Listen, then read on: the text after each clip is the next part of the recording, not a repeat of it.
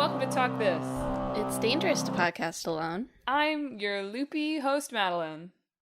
I'm your timey host, Emma. Hello, and welcome to Talk This. No. Not again.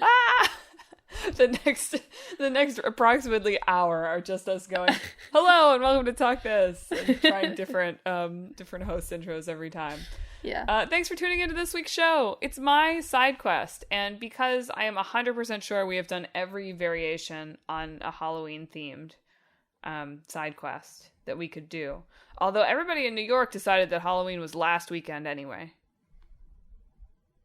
Yeah, I guess you don't want to do it in November. That's what people have been saying. I don't know what people are talking about. This is the obvious weekend that would be the Halloween weekend, but but it's not spooky anymore, you know? They've put the Christmas stuff out in the supermarket. It's still spooky. It's harsh in the buzz. Have you been on the internet? It's still spooky out there.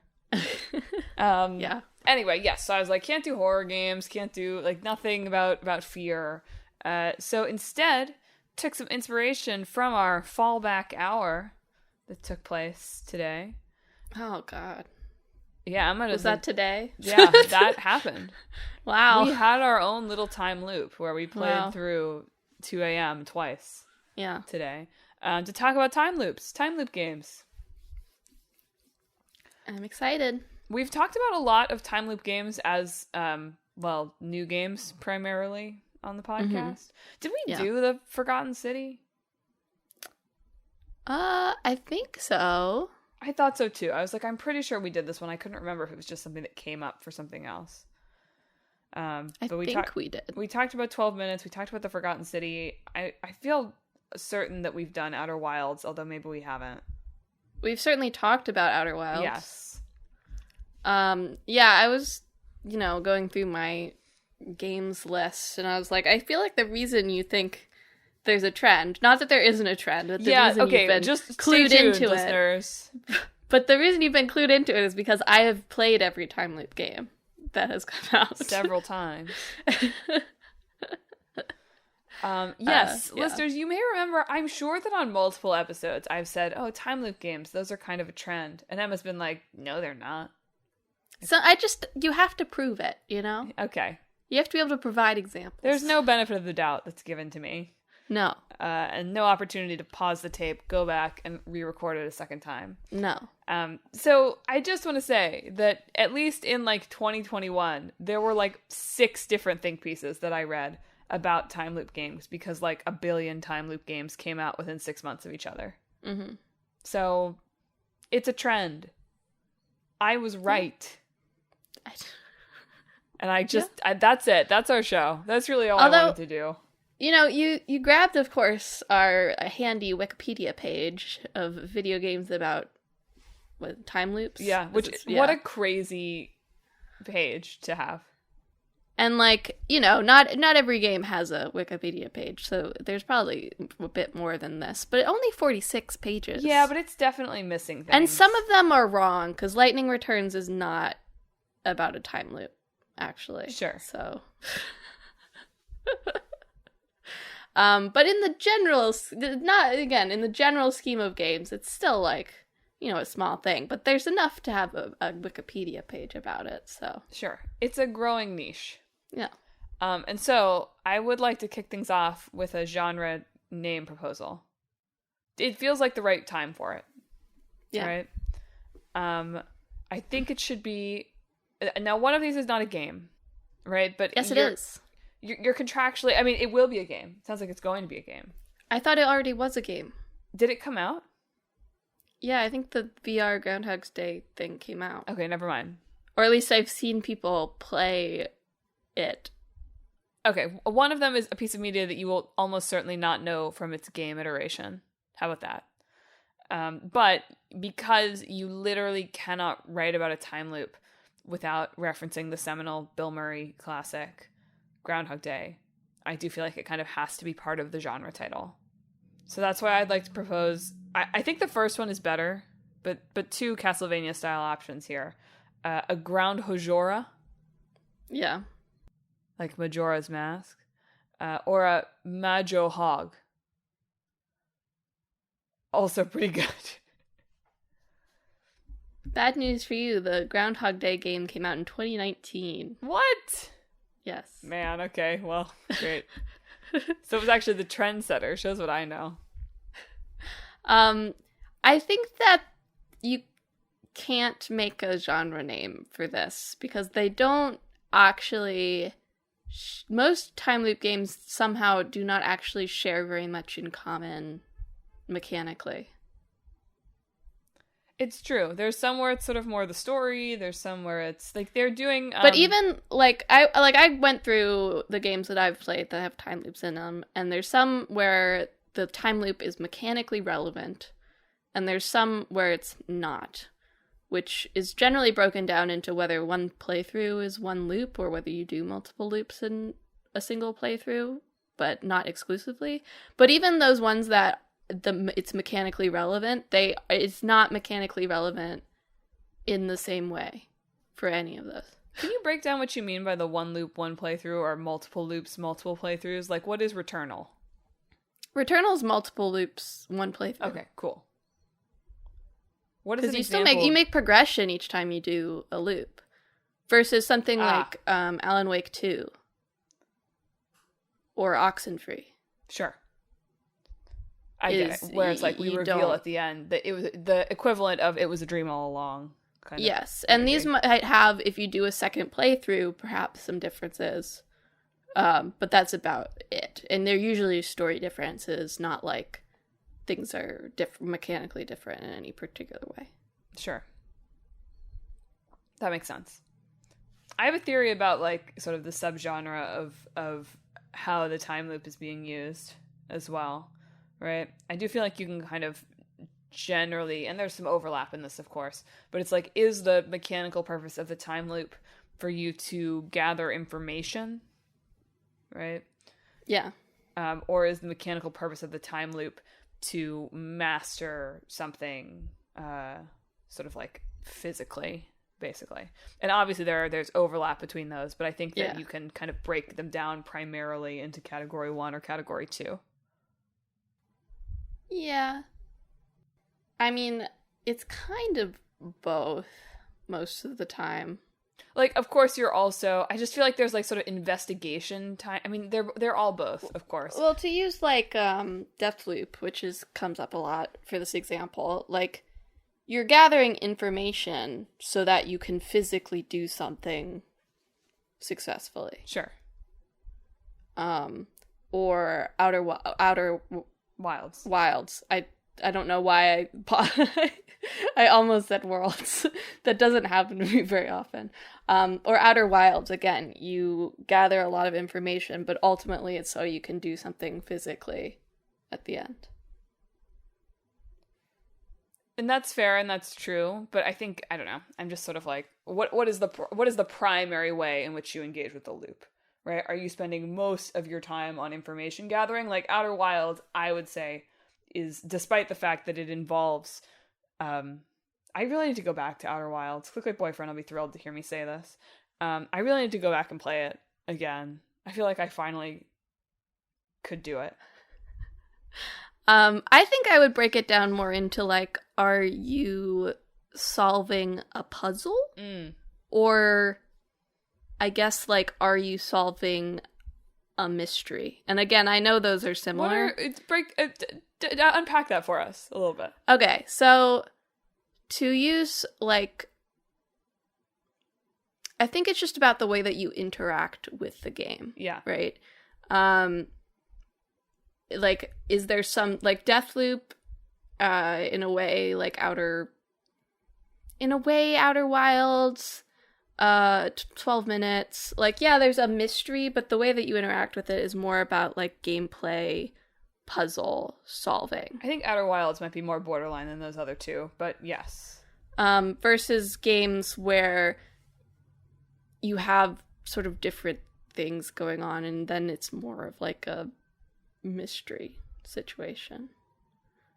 Where you're not really, like, trying things out to get to different results, I guess. I'm having a hard time nailing this down. But I think there's time loop games where narrative progression sort of happens regardless, and time loop games where narrative progression is fully tied to, like, you happening upon the right sequence of events or picking up the correct information. Perhaps.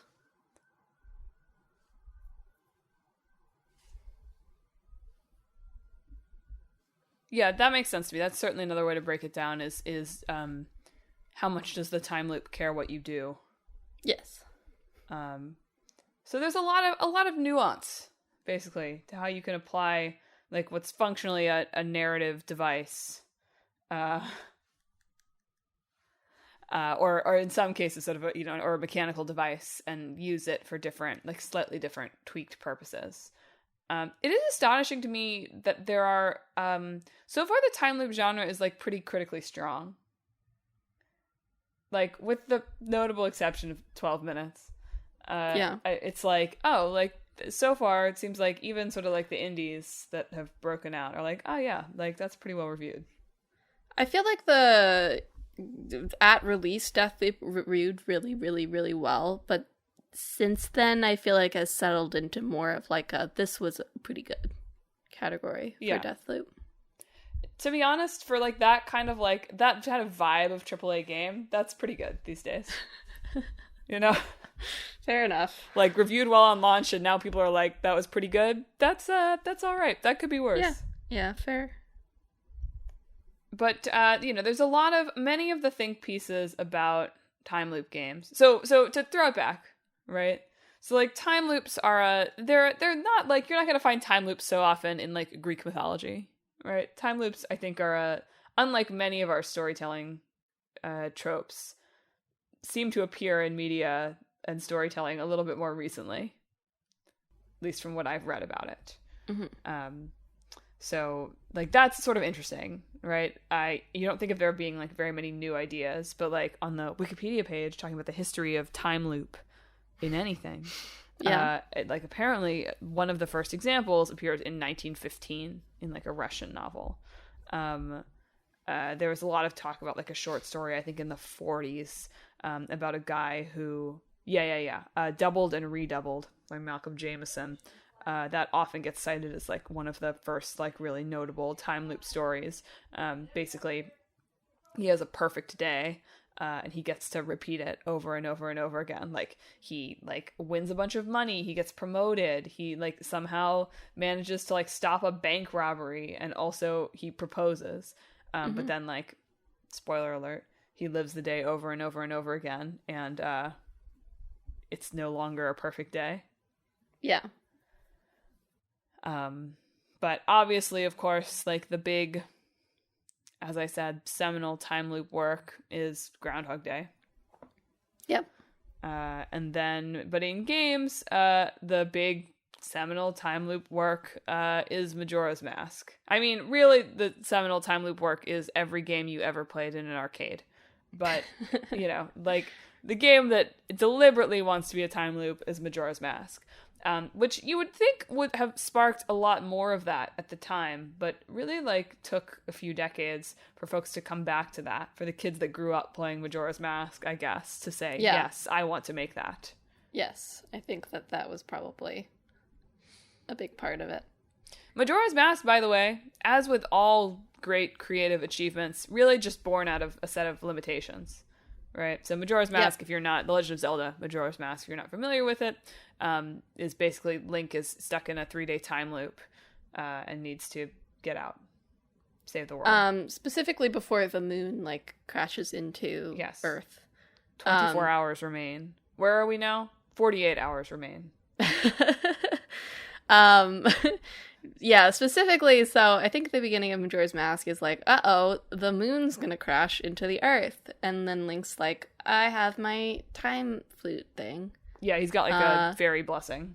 Yeah, and then has to sort of, over the course of this time loop, gather different masks, and then eventually, do the things that he needs to do so that the moon doesn't crash into the Earth. As we should all do. Thank goodness he had a time loop. Yeah, like, true. It would have been kind of rough. It would have been rough. As I think that the short story you described is really interesting because I feel like it is not how time loops are popularly handled today. No, it's just like not in the sense like in a lot of time loops it continues to get worse, right, for a while. Sure. But usually the first day before you get into the time loop is not like a great day. Yeah. Usually it's still a pretty bad day, or something has gone very wrong, or something to that effect. No, this one is much more just kind of bleak. Yeah. Yes, the general structure of time loop games in now, I feel like, with some exceptions, is like, it starts out like something bad happened, you're in a time loop. Maybe there's a little bit of the like responsibility-free living thing, so maybe it gets a little happier for a while, and then eventually things go darn bad. And this is very classic Groundhog Day structure too, right? And then the protagonist learns lessons and goes through personal growth and feels love, right? And then they are released from the time loop to go back to their responsibility-filled life. A change, but it doesn't. Yeah, you don't start at the top usually, and then go down. Well, it's not. It's a very good short story format because, of course, a short story can just be sad. Yeah. Games and movies do not often support that conclusion. This one is just like, oh, believe it or not, something you thought would make you happy might not make you happy if you get it every day. Mm-hmm. A little bit of a different message than we usually get in other slightly more interactive media. But Majora's Mask, I think did I finish this thought? This will be a time loop if I didn't finish this thought. They like had to save oh, I know. I was talking about the history, and then I like talked about short stories. I'm retracing my steps. I'm going through like how did I get here in this loop right now. Majora's Mask was like they had a year to make the game, and they had wanted to reuse some assets, and they were like, how can we make a game that feels long enough and satisfying enough, even though we've only got a year to make it, and we've got to mostly use stuff we already have. And so they settled on, let's make you play the same thing over and over. I don't remember which game was right before it. Skyward Sword, maybe? I'm not sure. Ocarina... No, I was like, Skyward Sword doesn't sound right at all, but I will say I'm not sure. I think Ocarina of Time. I think it was Ocarina of Time. I'm not actually very aware of most Zelda games, which I'm aware is like a big gaming blind spot, but whatever. If Emma got caught in the time loop, she would play every Zelda game. I don't know about that. Slowly, over time. But then, it took until everyone was inspired in apparently the late 20-teens and 2020s to suddenly be like, yes, time loops, they're cool again. I feel like there were plenty of, time loop movies have been around for a while. That's true. Movies were ahead of games on it, for sure. Yeah. Although, I did read, wait, where is this stat? That this is an IGN article about why time loops are the new zombies, aka they're trendy, aka Madelyn was right. But this writer, Michael, because he says his name like a million times in the article as part of the time loop joke, Michael Swaim, reports that between 1980 and 2009, there are 18 film releases on Wikipedia about time loops. And between 2010 and, this was a couple years ago, I think, there were 36. So time loops are doubly popular now. Just statistically. Yeah, that's how statistics work. I do think that it is interesting that this was not a bigger thing sooner, because it's something that feels pretty naturally suited to an interactive medium. Yeah, it's so gamey. Because, if you're thinking about it from a meta level, there's lots of little time loops in games where you're stuck on a very hard boss and you're watching the you'll never take Kairi's heart cutscene for the 50th time or whatever. Open the but door. Of course, lead me into everlasting darkness.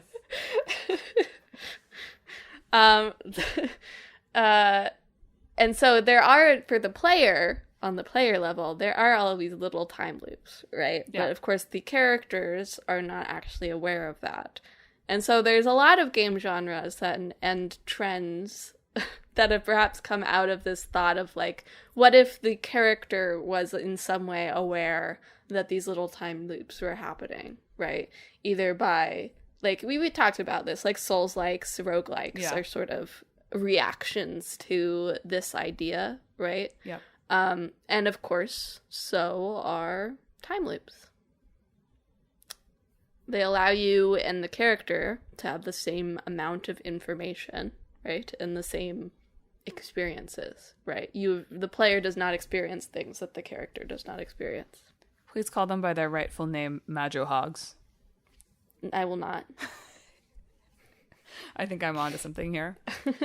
But if you were a games writer in 2020 or 2021, it does seem like you were contractually obligated to write a think piece about how time loop games mirrored everyone's experience of the pandemic. Yeah. There were so many of those. I read so many of those. Everyone being like, time loop games are so in now because we are all in our own time loop. And I was like, one, that's not really how game development works. And two, where are we? I don't know, man. My experience of the pandemic was not that of, like, one endless repeating day. Yeah. Well, you know, if you're someone who goes outside a lot, right, to do things, I can see how if you're doing the same thing each day instead, where you're staying inside, you could get that feeling. Did we all catch that, like, very unsubtle roast of me that Emma just did there? She's like, I was like, I didn't feel like it was a time loop, and Emma was like, well, if you were a cool person, you might have felt that way. I read one article from Unwinnable that interviewed bunch of time loop developers. Yes, not the game industry one, the Unwinnable one. Oh, never mind. That interviewed Adrian Bazier, who made In Stars in Time, and Max Kammerer, who did a TTRPG, What's So Cool About Time Loops. TTRPGs with time loops, by the way, sound impossible to me. I recognize that ultimately it's the same planning has to go into planning a video game, but the idea of being a dungeon master kind of doing that live sounds like just like S tier difficulty to me. Anyway, go on. But Bazier talked more about, like, general, like, job routine, right? You have a 9-to-5 job, or you work from home, right? And rather than it being, like, COVID related, it being more related to our general existence in modern times, which does feel like, you know, COVID could be a mitigating, a factor, obviously, right? And it is a factor in, like, more people work from home, for example. But I do think it's more like these came out of, like, a general dissatisfaction with society than it does with, like, one event. It's so interesting though, right? I mean, this is just turning into societal musings, but it's not like I think probably fewer people work like a very traditional, very predictable, very routine 9-to-5 than have worked that at any post-industrial time now. So it's interesting, the kind of like idea that it's coming from that, when probably for many people, like the Zoomers on TikTok are like, oh wow, like a 9-to-5. Like romantic. Sure. But it's true.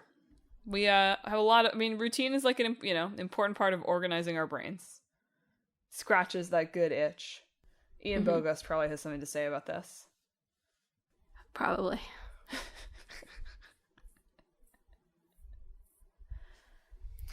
I also think an interesting part of time loops is like they talked Kammerer talked about this in the Unwinnable article. Jacob Geller, of course, did a time loop video. Very on brand. It's very on brand for him. Yeah. But they both sort of talk about, like, Geller in his video was talking about, like, when he played Deathloop, like, the time loop thing of doing it again and again encouraged him to take, like, a riskier play style than he would normally do in, like, the Dishonored games, for example. Right. Because why move stealthily and carefully through a level every time when you could do it in more interesting or fun ways? That's what happened to me when I was playing Outer Wilds at a certain point. I was just like, screw it. Like, we're just going to jump for it and see. That was bad, I think. I think I started to get too like, whatever, here we go, to my detriment. Whereas Cameron talked about, like, creating systems that allow you to fail forward, sort of, right? Mm-hmm. Or succeed at a cost on the other side of it. Where, like, even if something goes horribly wrong, right, there's some measure of, you learned something here. Right. Right? And then can apply it as you go forward. Well, that's the kind of roguelite approach, right? Well, you know, roguelikes are pretty much time loops, just without the time part. Yes, they take the structure of a time loop game, but either it's Hades and it's not a time loop, it's just a location loop, or it's like Spelunky or whatever, and yeah, you're the only one looping. But yes, it is interesting, isn't it, that like all of game design right now is just like seems to just be a reaction to like, wow, it's crazy that characters die in the game, but like not for real. Guys, isn't that crazy? Sure. But you know, Jacob Geller and some of your other articles that you pulled also pointed out, and I hadn't really thought about this before, that pretty much all of our time loop games, I mean, naturally, right? And when we've broken the loop, right? You get out, that's the end, right? And what these games, for the most part, don't grapple with, and don't even grapple with very much in the like actual looping of it, right? Mm-hmm. Because you as the player, so like all of the classic kind of time loop movies, time loop media, like Groundhog Day, like strongly implies that Bill Murray has been there for centuries, if not millennia. Yeah, you know, and that's like not an experience that you can capture for a player who is not going to be doing this for more than like 20 hours. Yeah. So like, well, many of these games have the like, haha, like, here I am again, like, you know, banter about being in a loop. I feel like we don't get to see, and it makes sense, of course, because you don't know how long it's going to take the player to get through it. And so, like, unlike a 90-minute movie where you can craft a coherent arc where we see the character, you know, change and grow and experience things differently over time, it would be hard to do that in a game like Deathloop or Outer Wilds or anything, where it's like, well, it might take the player 10 more tries to get this, or it might take them 100 more tries. Yeah. So I do feel like there are some games that tackle this, right? I feel like In Stars in Time is the most clear-cut example, where there are 5 acts in the game, and the act change is triggered by you accomplishing the particular goal of that act, right? And my intro In Stars in Time. Okay, so In Stars in Time, you play as Sifrin. He and his party are like at the last dungeon of their RPG quest, right? So they're there to stop the king from freezing everybody in time. They go into the house to go get the king, and a giant rock falls on Sifrin. And they find out that they are in a time loop when they wake up from where they were napping at the start of the game again. And so initially you're trying to just make your way through the house without dying. Or without getting permanently stuck, without being able to progress. Once you do that, you have to figure out how to defeat the king. Once you do that, you realize, still in a time loop. Okay, So we have to do some investigation now to figure out what's going on here. What can I do? And then at a certain point you realize, well, maybe there's nothing I can do. You start running out of options, right? Cyprin starts running out of options. And the game progresses from there. And so at each point, like those were some of the act breaks. When you complete an act, things change a little bit because Cyprin, that's like a trigger for Cyprin to start reacting differently to things because their emotional mindset has changed, right? And because their emotional mindset has changed, because their friends, their party care about them, the way that they react to Cyprin also changes because they start being like, they're being a little weird over there. So interactions start to change more and more as you go through, right? So I feel like by breaking it down into like, oh, this significant event happened, this significant event happened, you can show that character's emotional arc over time as opposed to something more free-flowing. Yeah, it definitely gives you more opportunity to shape that narrative development. Yeah. Because it's just not possible to capture the real stretch of time and dread, obviously, in this game format. And so probably the only way to do that, is to create breaks where you sort of like, I'm trying to think of like what it would be like to have a game, like a time loop game where it's like, oh, and now it's been another 500 years. And they like pick it up. And would that be workable from a player perspective? I'm not sure that it would. Be interesting. Yeah. I feel like another one that attempts to tackle this in a different way is Slay the Princess. Mm-hmm. So the way Slay the Princess works is you go in with the intention of slaying the princess. Either you manage to do it, or you sort of manage to do it, or you don't at all, right? And the effects, the choices that you make on your first loop will then affect the way the princess presents herself in the second loop. And then either it perhaps ends there, you get like a chapter break, or there's possibly a third loop as well. But it doesn't go past 3. And then there's sort of more of an overarching thing where your memories of that loop are erased during the periods of the loops, and you start over from scratch again. Although you can't pick the same things that you picked before. So loops within loops.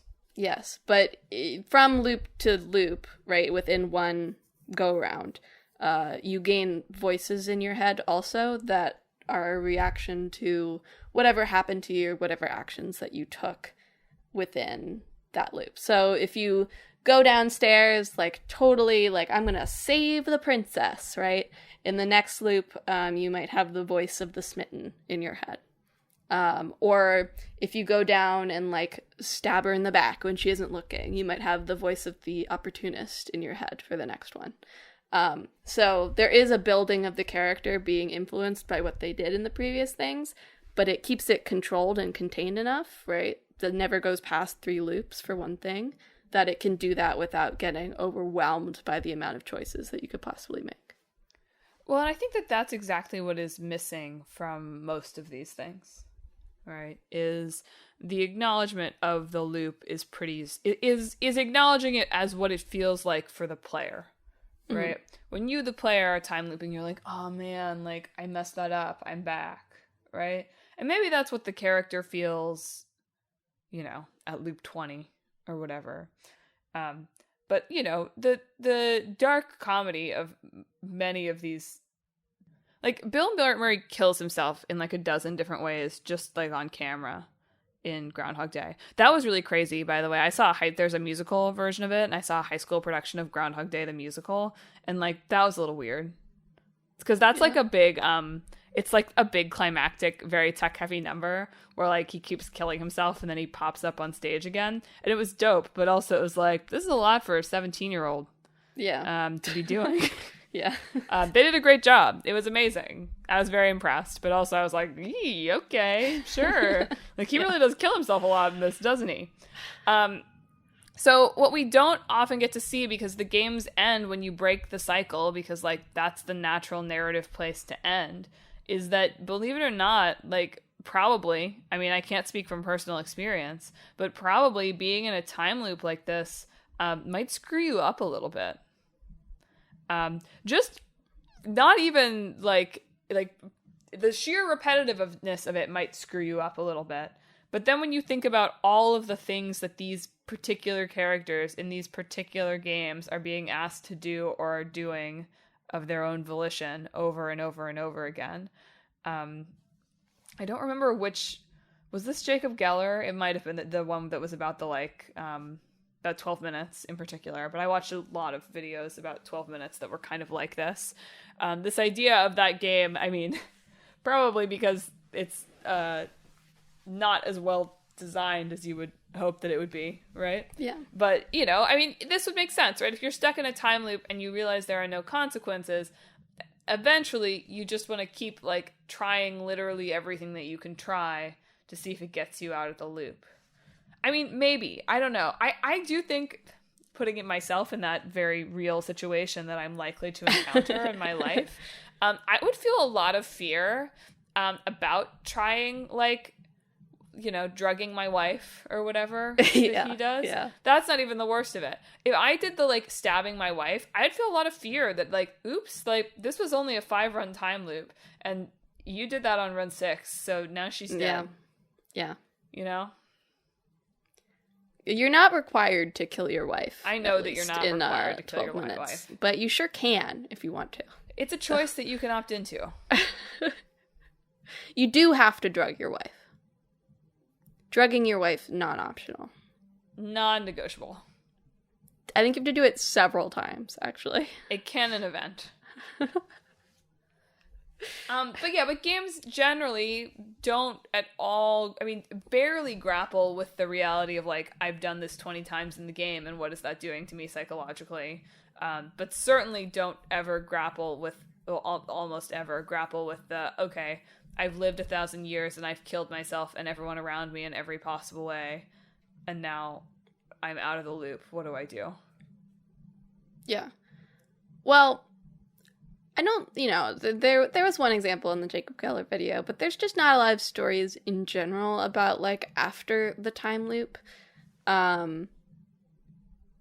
If you were showing the time loop and then that, for one thing, it just doesn't fit into a very good, natural structure, right?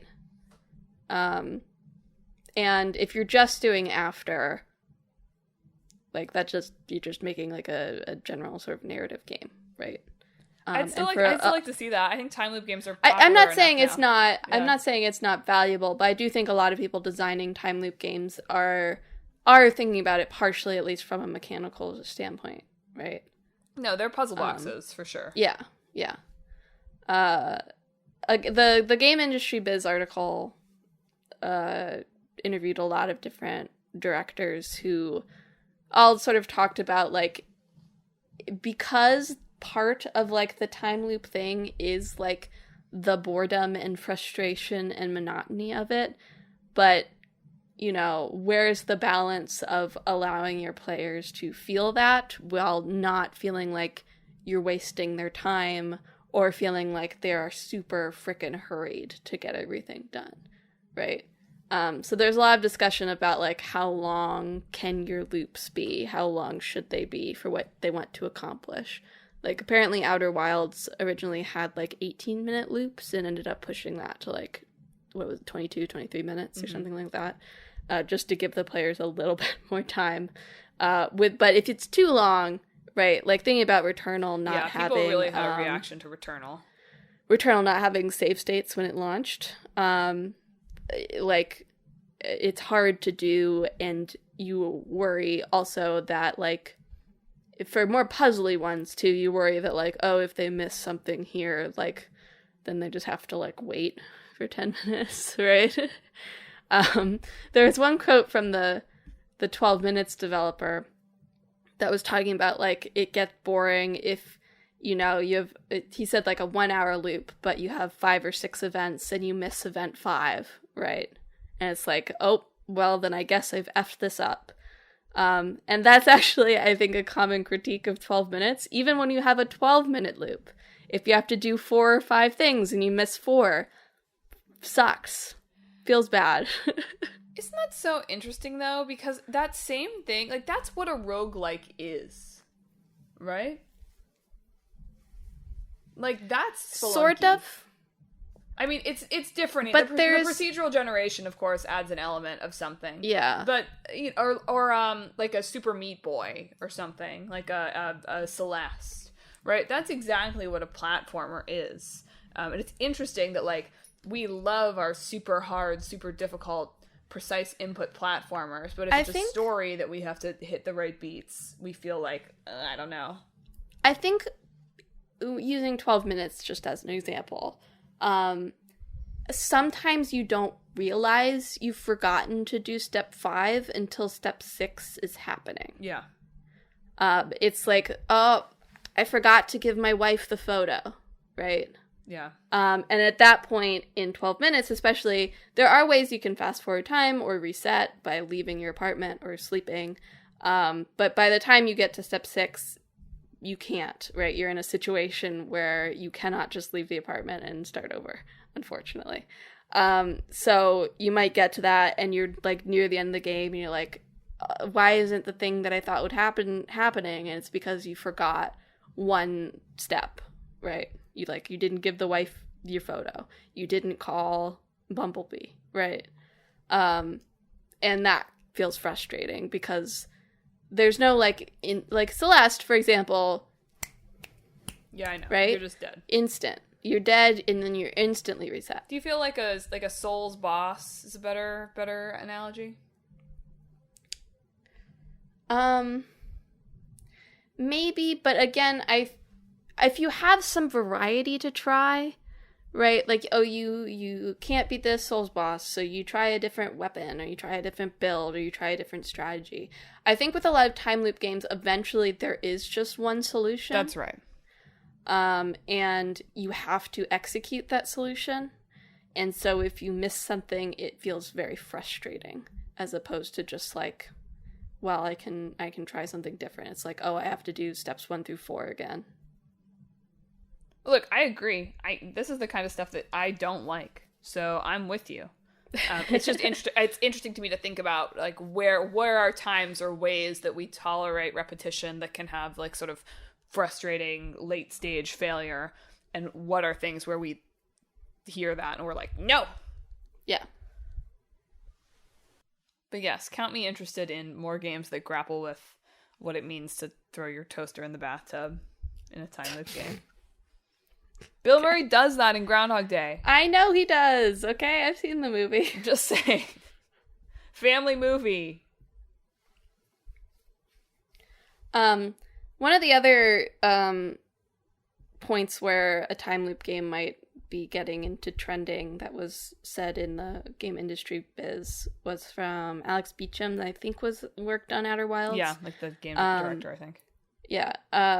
Who said that, we are experiencing for the last few years, we've been experiencing some, like, open world fatigue, right? And there's a big, like, open world arm race among AAA, for example.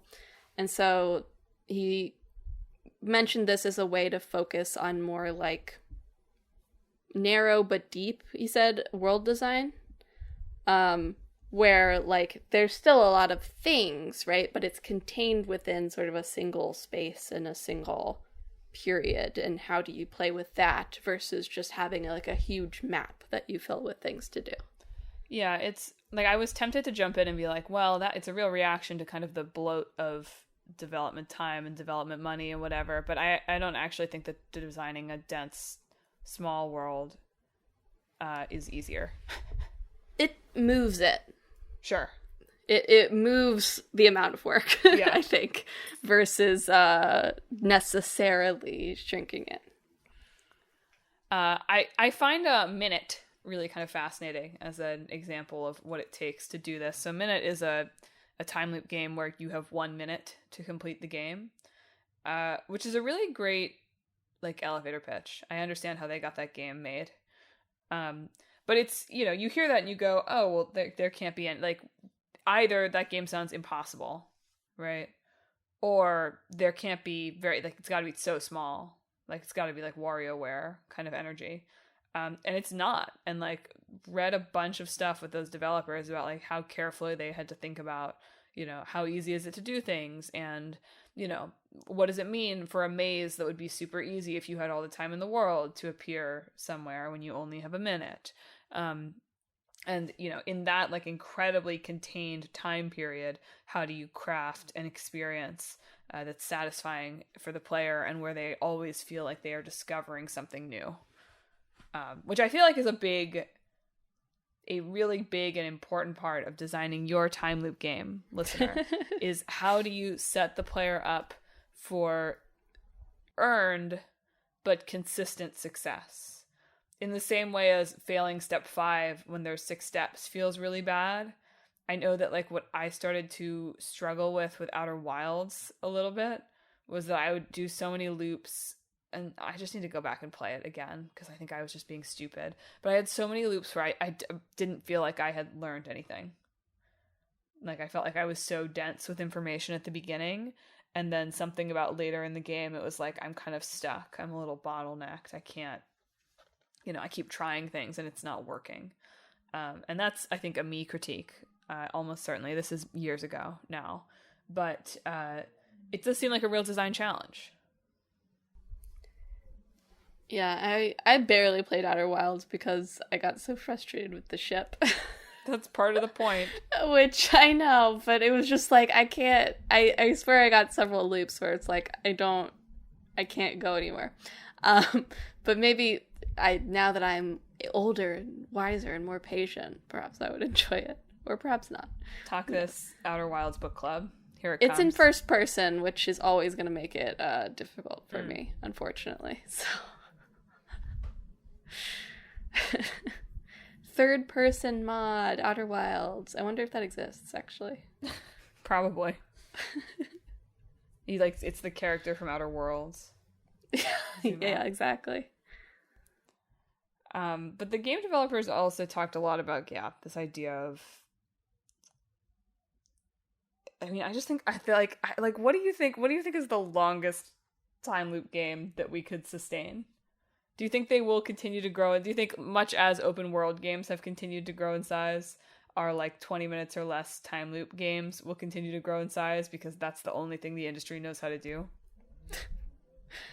Time loops haven't really been picked up by AAA yet, so... Returnal. Yeah, but that's it, right? Yeah, I know.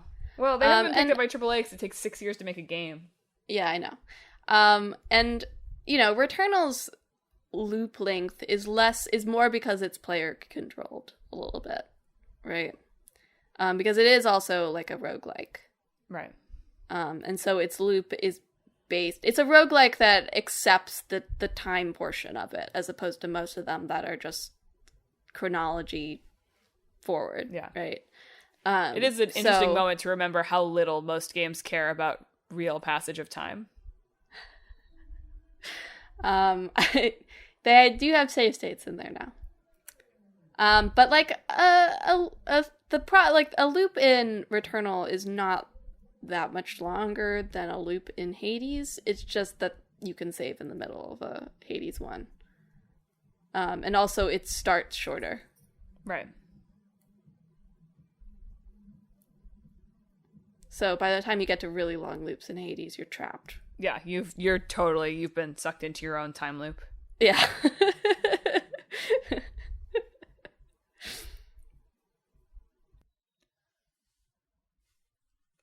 It's also meta, isn't it? I mean, I was saying, another sort of earlier one is Undertale. Is technically a time loop. But one that does very lean into the meta aspect of that, right?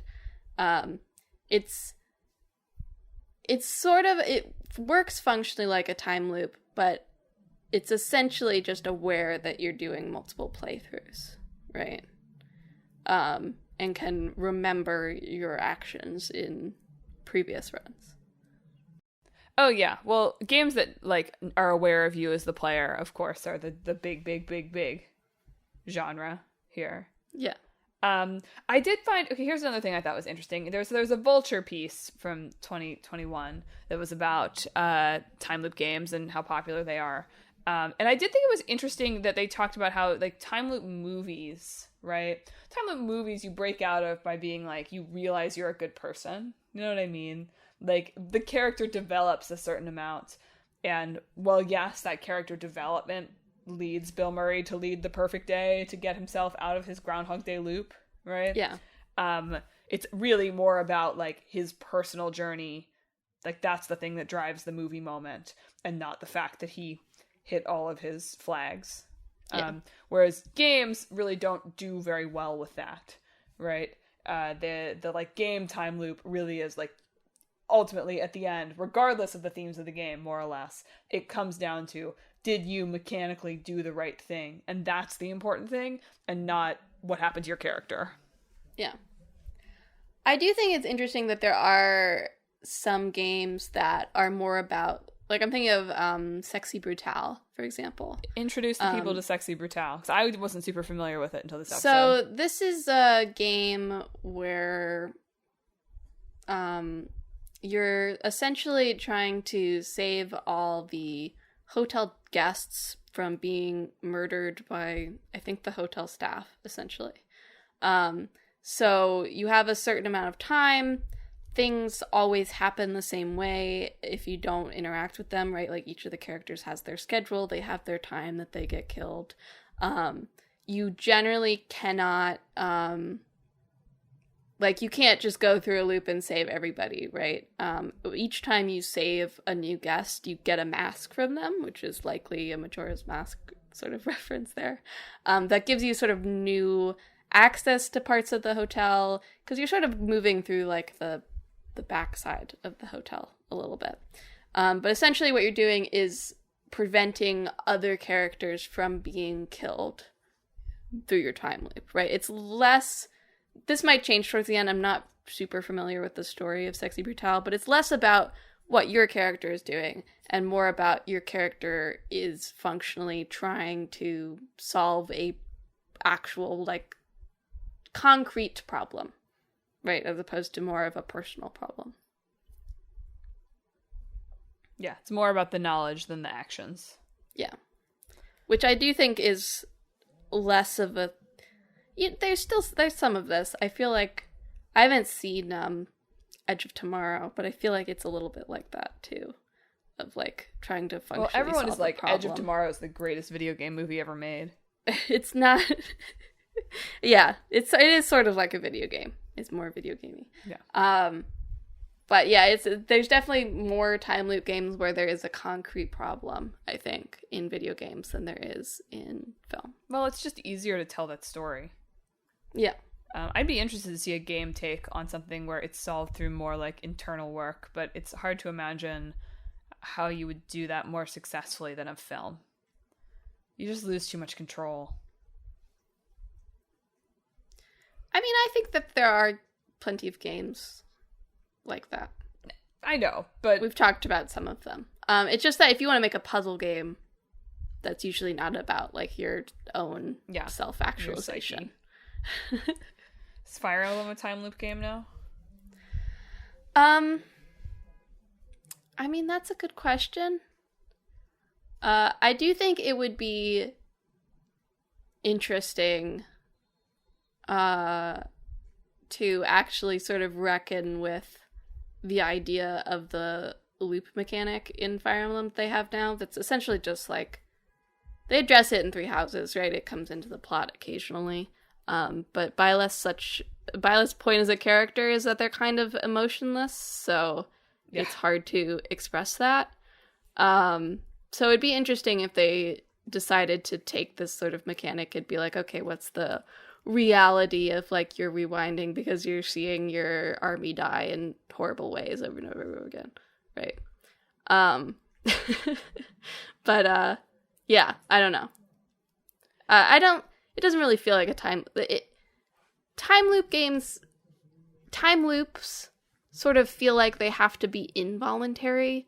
Otherwise, it's just kind of time travel. Sure, that's a hot take, but sure. Because the loop implies, like, sort of doing it over and over again, right? And so it feels like there needs to be some level involuntariness there. There could probably be some exceptions, but I feel like if you're just sort of rewinding occasionally, that's time travel, not time looping. Emma's got some real, like, sci-fi rules just slapped down here, I guess. I saw the Zero Escape games come up occasionally, and I would argue those are more time travel than they are time looping, except maybe the first game. Yeah. And that's less about time looping and more about, like, causality, I guess. That's more about, like, what's the term? I want to say chicken and the egg, but that doesn't sound right. I don't know the word for it. Chicken and the egg sounds fine. Oh, and we all know that I hate time travel. Yeah. Like, it's weird that I can tolerate a time loop. And I think that's because a time loop does not present nearly as many kind of metaphysical questions. It's a closed bubble. Yeah. So I support more time loop media and less time travel media because it just makes more sense to me and my brain. All right. Any last thoughts to wrap us up on time loops? Inevitable that Kingdom Hearts 4 is going to feature a time loop. Hell yeah. Like, narratively, if not mechanically. Hell yeah. Like, 100% for sure. There's no way. Honestly, inevitable. I still haven't started Final Fantasy VII Rebirth. Inevitable probably that game starts back at the beginning when it ends, the third one. That'd be funny. No, I want to see more, like, I hate on 12 minutes a lot, right? Because it's kind of bad. But I would like to see more time loop games move outside of the sci-fi genre. I think that while the conceit of why the time loop is happening in 12 minutes is sort of gross because of the things that happen, I think more of that playing with the psychological elements of the time loop as opposed to, like, the sci-fi elements of time loop would be interesting. Well, we just don't have many games set in... There's less games set in real world than there are fantasy and sci-fi. Well, period, I'll take so. even, like, there's not even that many fantasy time loop games. They're mostly sci-fi. So let's give me a little variety here. Give me a little spice. That's my take. All right. Well, wrap us up, Madeline. Listeners, thanks for tuning in for another episode of Talk This. It's dangerous to podcast alone. Do you have a favorite time loop game? How do you feel about Emma's definition of time travel versus time loop? Are you going to get behind my new genre titles? Don't forget, you have a choice. Groundhog or Madelyn. Either one is great. Yeah. We could have done great. Castleoid for Castlevania, or what is that? Metroidvania. Castleoid. Yes. I started to do the thing where I was like, the genre is Castlevania, and that's not good. Do you support my new genres? How many loops would it take you to kill your loved ones, do you think? If you were trapped in a time loop? And how many loops would it take you to run around naked? Think about those things. I don't think I would ever do that, to be honest. Eventually you would, because you would be like, nothing is going to break this loop. I have to try. That is the lesson learned from all of this media, Emma. You are no different than Bill Murray. Okay. Okay. But if you have thoughts on this or anything else we talked about this week, hit us up on social media. We're on Facebook, Twitter, Instagram, and YouTube at Talk This Podcast. You can also visit our website, www.talkthispodcast.com, where you can read all about the show, check out the games in the hat, and read our blog featuring long-running series Clickbait Boyfriend and Split Screen. But most importantly, if you enjoy the show, you ought to subscribe. We're on Apple Podcasts, YouTube Podcasts, TuneIn, Spotify, Pandora Podcasts, online and on the app, Overcast, Pocket Casts, Cast, anywhere you can find podcasts. Subscribe to Talk This. Next week, we're talking about Kirby's Dream Land and V Rising. So get hyped for that. Get hype. And then in 2 weeks, it's Emma's side quest. We'll see. I'm thinking about time loops. Just kidding. Okay. Well, listeners, that's it for this week's show. Well, normally I throw it to Emma for the outro, but I can do it this week. Hello and welcome to Talk This. No, not again.